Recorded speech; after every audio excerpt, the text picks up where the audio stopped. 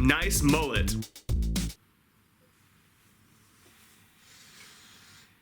YugiNoNo! Alright guys, so one of my most recent suggested video ideas is to be going over how to beat different decks in Yu-Gi-Oh! And I've done videos like this in the past, but I haven't done them in a long time, so I thought it would be a good idea to just go at it. Especially because a lot of these decks are really annoying to go against, and people need to know how to beat them. I fucking hate Paleozoic, I cannot say that enough. But I'm gonna let my hate build up before I do a Paleozoic video. Today we're gonna be doing Infernoids, which I don't really hate Infernoids, but I do think that Grass is a pretty broken card. But either way, I'm going to be talking about a bunch of different cards today to help you beat that deck. So let's start off with the Infernoid monsters themselves, which need to banish in order to summon. That is literally like the whole summoning scheme of the deck. So since we know that the deck has to banish a lot in order to function properly, let's talk about some cards that prevent cards from being banished. Let's start this off with the Floodgate, known as Imperial Iron Wall. This is a continuous trap card that simply states that cards cannot be banished. Imperial Iron Wall is one of those cards that are really powerful in certain formats. Obviously in formats where there's at least one tier 1 deck that needs to banish cards a lot. Like back in the day when Chaos Dragons were just the tits, this card was an excellent floodgate against that deck. Now, one card that we did not have available to us yet in the age of Chaos Dragons was Artifact Lancia. An Artifact Lancia is a hand trap that says for the rest of the turn cards cannot be banished. And you contribute it from your hand or face up on your side of the field, so it works really well with Sanctum. Because Infernoids don't have to technically go into their extra deck because a lot of their monsters are big on their own, so Artifact Scythe is an excellent card, but against Infernoids it's not optimal. And just like a lot of other cards on this list that I'm going to be talking about today, this card comes in common, so it's dirt cheap. Just like the next card we're going to be talking about, which is Chaos Hunter. Chaos Hunter allows you to discard a card from your hand and special summon it to your side of the field, but you can only do that when your opponent special summons a monster. But this card is a 2500 body and it's literally a walking Imperial Iron Wall. And if you're playing a Pendulum deck like, I don't know, Performa Pals, it being a level 7 makes it fairly easy to Pendulum summon. And fun fact, Chaos Hunter is one of my favorite side deck cards of all time, even though she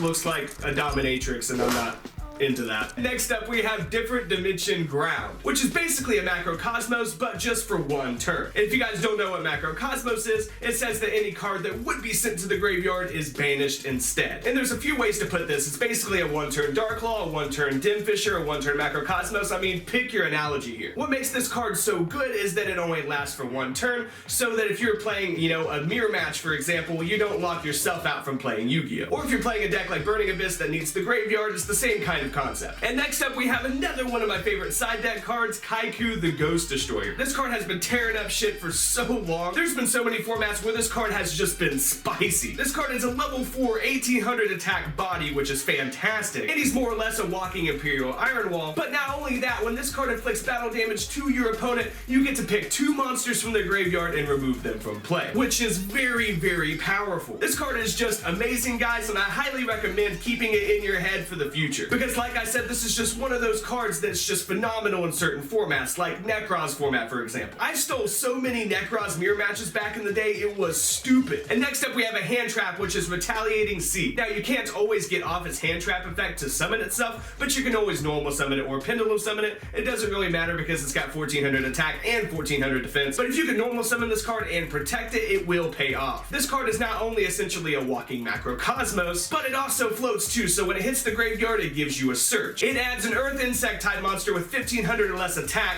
so in other words, you search Max C with it. And we all know how powerful Max C can be. I mean, shit, it's at 1 now. And next, I wanted to throw something a little trolly in here, so I put in DD Dynamite. Because if your opponent has a bunch of cards banished, you can burn them for game. This card inflicts 300 damage for each of your opponent's removed from play cards. I mean, I've literally seen this card steal games. Like, this is another one of those cards that kind of sees relevancy here and there. The last time I could remember it being really relevant, though, was like when Cosmos were really relevant, because Cosmos did banish like a fair amount of cards to make this card useful. Next, we're going to be talking about that grass is greener or tastier or lawn-mowing next door, whatever you want to call it. So first up, we're going to be talking about ways you can stop this card from even activating. Like, for example, if you're playing like Galaxy Soldier Blue Eyes or ABCs with Galaxy Soldier, then you have the capability of going into Nova and then Infinity. And of course, Cyber Dragon Infinity is a quick effect that negates anything, so you could use it to negate grass. And speaking of Blue Eyes, if you are playing that deck, you can overlay your 2 level 8s like your 2 Blue Eyes and make number 38. Don't make me say its whole name, but number 38 is a 3000 body that negates a spell on your opponent's turn, which is really good. And other cards that can negate spells or Dark Bribe, for example. I don't really like to play Dark Bribe unless I have like a Dark Claw on the field so that I can take advantage of its, draw effect. And if you don't know what I'm talking about here, Dark Bribe is a counter trap card, so it's a spell speed 3, and it negates like any spell or trap activation, but your opponent gets to draw a card. So the card is pretty powerful, but at the same time, it does have its drawback. And a decent card from GOAT format that I've came across is Spell Shield Type 8. But if you want to just watch the world burn and play full-on anti-meta, you can always play Macrocosmos, because Macrocosmos banishes any card that would be sent to the graveyard. And of course, if you play Macrocosmos, you have to be playing Dimensional Fissure, because Dimensional Fissure, of course, is a continuous spell that banishes every monster. But if those two cards are not enough for you, you can play Banisher of the Radiance,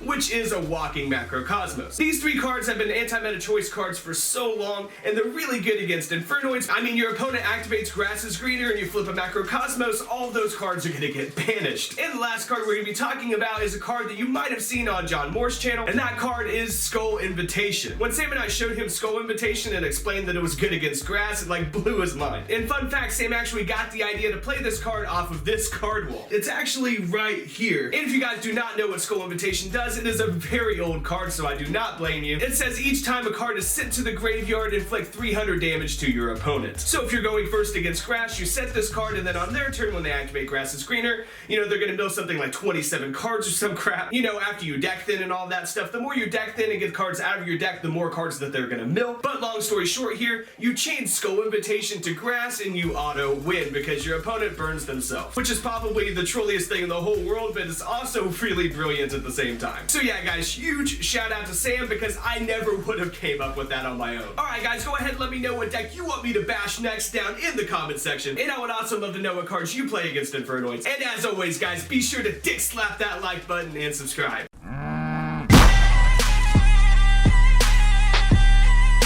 Subscribe!